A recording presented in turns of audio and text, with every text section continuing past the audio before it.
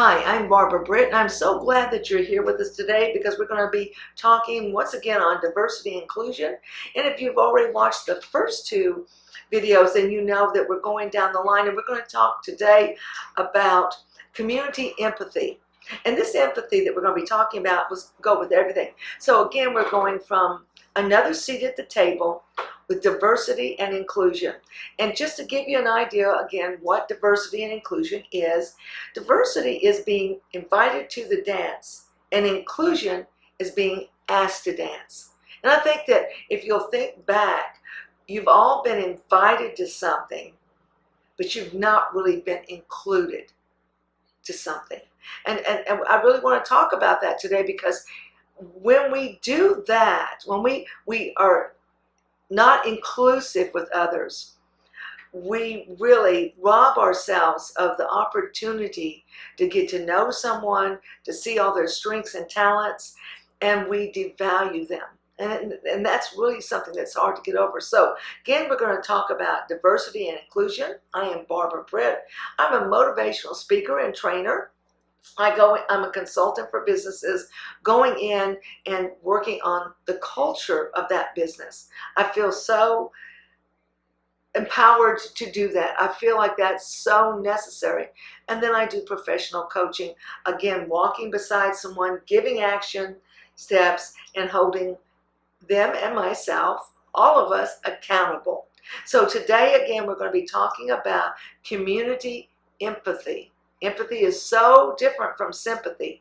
Sympathy, again, robs or takes away from people. Empathy means I may not have walked in your shoes, but I know you're in pain. I know you're suffering. And I want to know how I can assist you in that. I want you to know I'm here for you. And that's what we're going to talk about, empathy, being an empathetic person. And that's really where my journey started, was in gratitude, then going to empathy. And then when we had the opportunity to be licensed and certified and another seat at the table, I honestly felt like a prayer had been answered, because I didn't know what to do. I didn't know how to help situations. And since this has been going on forever, we need to have those deep conversations, or we're not going to be able to break it. So that's where we are today. You know, I want you to think about right now, do you know someone at your office space that needs empathy? That, again, not sympathy, but they need empathy. Have you been in your office space where you could have used some empathy? How about your home, your church? What I'm going to talk to you about today is all centered around the office, but I will tell you what, this is the right thing to do. These are the right conversations to have. And so they should be in your home. They should be while you're raising your children.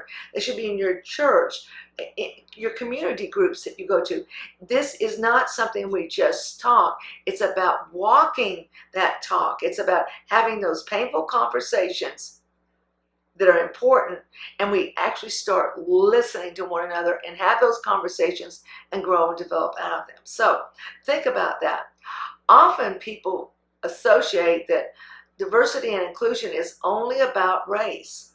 Well, it is about race, but it is about so much more. It encompasses everything. It encompasses everything. It encompasses how you are treated, how you're talked to, how people perceive. And so we're going to go over that today, and in our next group sessions that we do, we're going to go over that. We're going to see how it hits different ages, financial groups, and we're going to learn to actually have dialogues that are meaningful and that can make a difference and a change. Because if we don't start having those dialogues, 10 years from now, we're going to say, well, you know, when we had this, and when we had this going on, we didn't learn from it, we didn't grow, and we didn't add value to human beings that were put on this earth.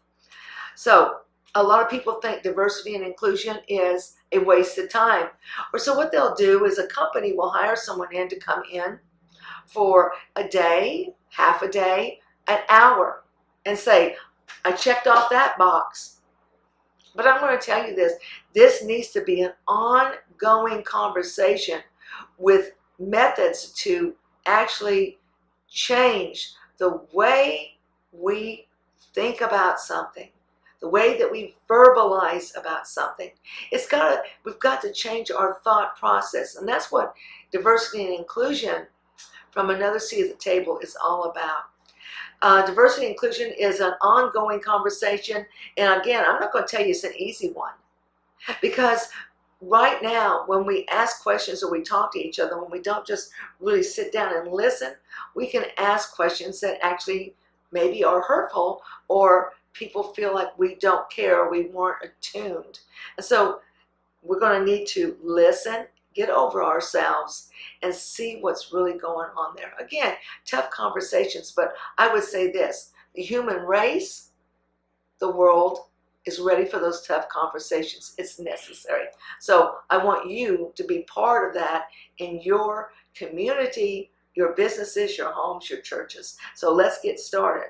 How much does diversity and inclusion legislation actually cost corporations in the United States even? Well, at the end of this, I'm going to go down that with you, but how much does it actually cost? You're going to be surprised. You're going to, not, but money, I'm going to give you the money, but it costs, but that's only a small portion of it. How much did it cost? We're seeing now in human life, right? How much does it cost in human value? How someone feels about themselves, how they raise their families even. So it's much more than that. It's about your mental and your physical self. How much does diversity and inclusion, or the lack of it, cost us? You can't even count it. We can count the money, but that's it. But we can't count the other. And I'm sorry, but that other is so much more important than even the money. What really costs us on this, on inclusion, diversity and inclusion, is the lack of it. That's where the cost comes in. The lack of it, just not doing it.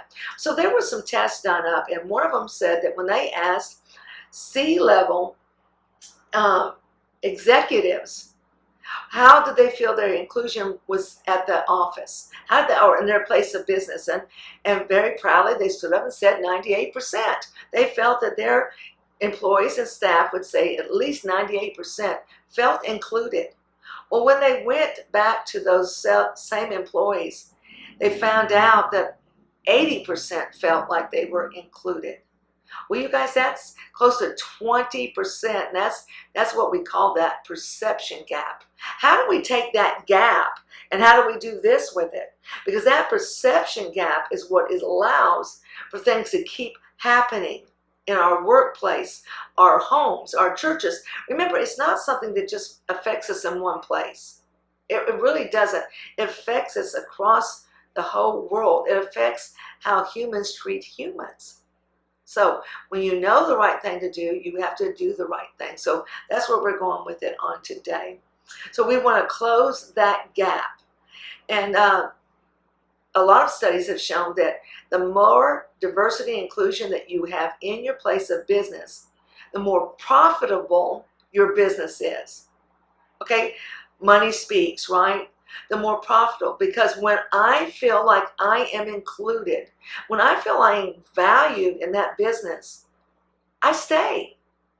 When you let me know that you care about me as a human being, and you look at me as a human being that has rights, and that you recognize my value, my skills, and my talents, you recognize what's important to me, my passions, what's within my family, I'm going to be a better employee. But not only that, let me tell you something.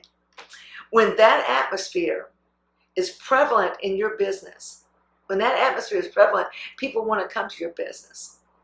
Your clients, your people are going to come in and do business. When they don't feel that, when they come in there, and let me tell you what, they feel it. Your employees don't have to say a word, but they feel it. They can see how one employee treats another employee. They can see it when you do a manager or whatever you do. You know, they see it and feel it. And if it's not a good atmosphere, most people will walk away. Even if they really need that, it's not worth it to them not to see someone actually being valued. A thing with diversity and inclusions is it fosters a more caring and diverse atmosphere. And so what you get is discretionary goodwill. I'm going to tell you what, you cannot buy discretionary goodwill. Can't buy it. And it is a key component to your business. Key component to your business. It says that when people do that and they have that discretionary goodwill, that they're going to go out, they're going to work harder. When I feel part of something, when I'm included, not only was I asked to come to that business, but not only that, but I was asked to use my skills and talents at that business. I had value added to me as a human being. I had the right. I wasn't looked at as a male or a female. My color of my skin wasn't looked at. I was looked at as a human being that has all these things inside of me, and they could be utilized. And not only that, but that company wanted to increase those strengths in me. I want to tell you that. That's when you have an employee that works. So do you bring discretionary effort, goodwill to your company? Do you bring it? Do you bring it to your church? Do you bring it to your nonprofit you work? Do you bring it with your family? And I'd like for you just to take this little test, because if we don't have an action step, if we don't have something to do, we oftentimes really don't add value to someone else. So if we don't add value, they're not going to come back. And I really want you to have value added to you and to come back. So write it down. If you do not have discretionary goodwill, if you don't feel that, if you're not working in that vein, why not? Well, why aren't you? Then this might be those tough conversations that you have to have with your company, with your CEO. Or if you're the CEO, sit down, don't have anybody else around you, and really ask yourself that. And if you do say you have it, then write down the ways that you show it. Write down the ways you show it. Just because I say, I know, 98% of those people go, oh, we know our employees feel that way. But they didn't. Just because I say it doesn't make it a fact. So I want you to write it down and really research it out. And then really write down the steps that you can do. If you're doing 3 steps, well, let's increase them. Let's increase them. Your staff, your employees, your clients, you, your family, your children, we're worth it. So again, diversity and inclusion. Inviting someone to the dance and then asking them to dance. And taking pride in what they do. Being excited about what they can accomplish and tackle. If you want more of this training, if you really want to have diversity and inclusion come into your business, I do a free lunch and learn. I'd like to come in, because I want to tell you what, we're going to go this one person at a time, one company at a time. We can change the world we live in. It starts with you. Thank you again. This is Barbara Britt. And at the end, you'll see where to go on my website. Have a great day.